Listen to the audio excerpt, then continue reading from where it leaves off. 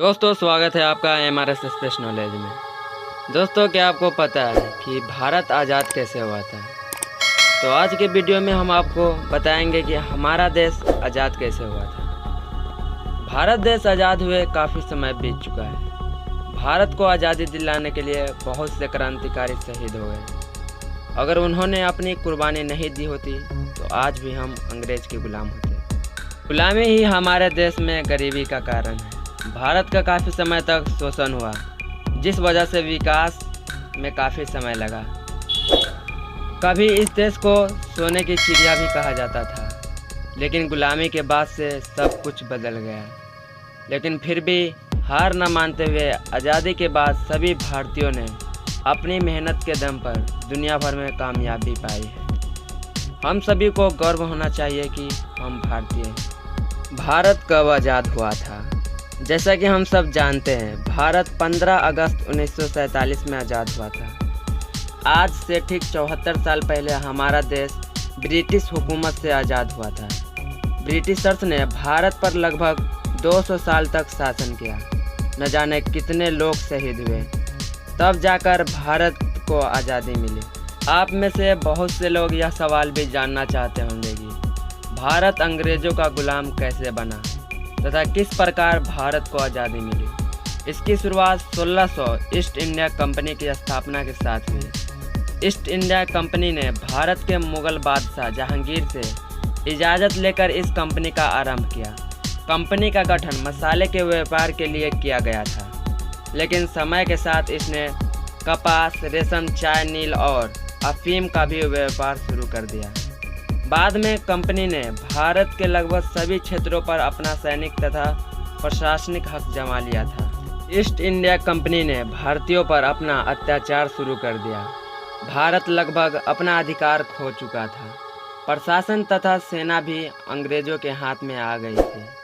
अंग्रेज़ों ने अपना अत्याचार जारी रखा और लोगों का शोषण करते रहे। भारत में लोग गरीबी से मर रहे थे, वहीं दूसरी तरफ अंग्रेज उनसे लगान वसूलते रहे। इस समय को देखते हुए क्रांतिकारी जन्म ले चुके थे और युद्ध की तैयारियां होने लगी। यह सब देखते हुए ब्रिटिश की महारानी ने ईस्ट इंडिया कंपनी से भारत पर राज करने का अधिकार वापस ले लिया।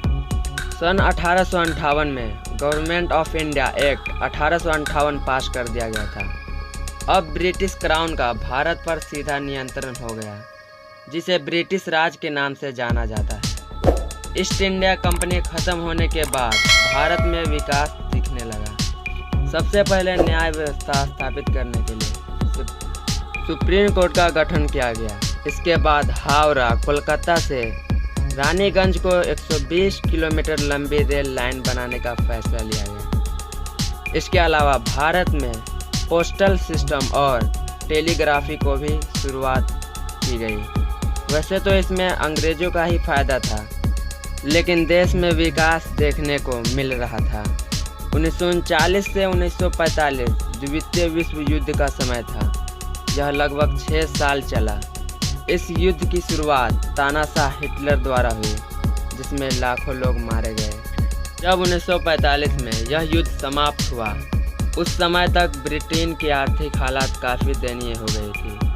उस समय वे अपने देश पर ही शासन नहीं कर पा रहे थे, तो ऐसे में भारत पर शासन करना काफ़ी मुश्किल हो रहा था। उस समय 1945 में ब्रिटिश चुनाव हुए और लेबर पार्टी की जीत हुई। इस जीत के कारण आज़ादी की रुकावट कम हो गई, क्योंकि लेबर पार्टी ने अपने मैनिफेस्टो में भारत जैसी दूसरी इंग्लिश कॉलोनियों को भी आज़ादी देने का वादा किया था।